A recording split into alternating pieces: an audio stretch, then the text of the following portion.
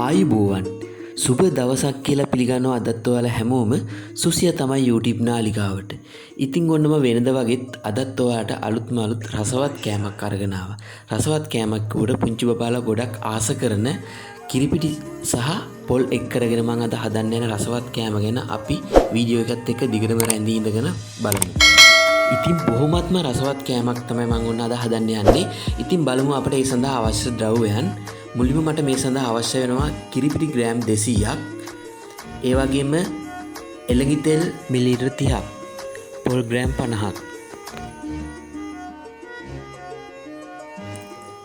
කිරි මිලිලීටර් 100ක්. සහ සීනි ග්‍රෑම් 50ක්. ඒ වගේම ආල්මන්ඩ් සහ කජු අවශ්‍ය පමණ. මුලින්ම මම මෙන්න මේ වගේ පෑන් එකක් ලිප තබාගෙන එයට එළඟි තෙල් එහෙම නැත්නම් ගී මිලිලීටර් 30 එක් කරගන්නවා.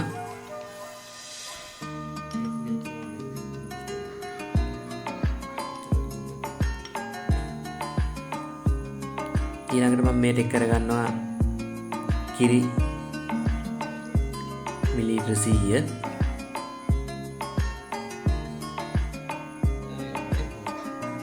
ඊළඟට මම මේකට සීනි ග්‍රෑම් 50ක් එක් කරගන්නවා.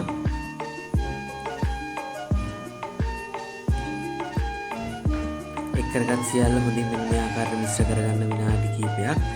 ඊළඟට මම මේකට එක් කරගන්නවා පොල් ග්‍රෑම් 50ක්.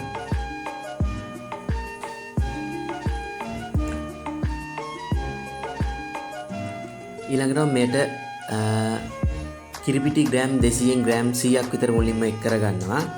මොකද මම එකවර එක් කරගන්න යන්නේ නැත්තේ අපිට පදම එනකොට පදම අනුව අපිට මේට කිරිපිටි වතාවල් දෙකකට තුනකට වගේ එකතු කරගන්න පුළුවන්.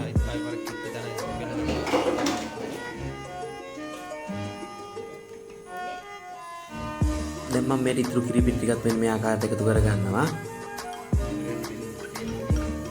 එකතු කරගත් සියල්ල නැවතත් පුංචි වේලාවක් මෙන්න මේ වගේ හොඳින් මිශ්‍ර කරගන්න.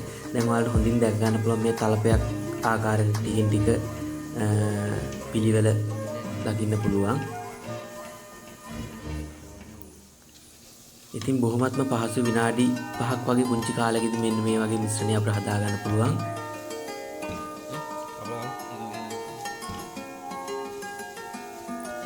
ඉතින් සකසාගත් මිශ්‍රණය මම දැන් ඔන්න ලිපෙන් ඉවත් කරගන්නවා. මෙන්න මේ ආකාරයෙන් ඉවත් කරන විනාඩි කිහිපයක් නිවෙන්න හැර මම මෙය අපට අවශ්‍ය පරිදි මෙන්න මේ ආකාරයට අපේ අතේ ගී එළඟි තෙල් හෝ බටර් ටිකක් මිශ්‍ර කරගෙන මෙන්න මේ ආකාර බෝල හදාගෙන මට බලා ගන්න පුළුවන්. මෙන්න මේ විදිහට තුනී කරගෙන අපිට මේට සැරසිල්ලට ආල්මන්ඩ් කජු හෝ එහෙම නැත්නම් චොකලට් චිප්ස් වගේ එක් කරගෙන සැරසිල්ලක් කරගන්න පුළුවන්. එහෙම නැත්නම් ගානිෂ් කරගන්න පුළුවන්.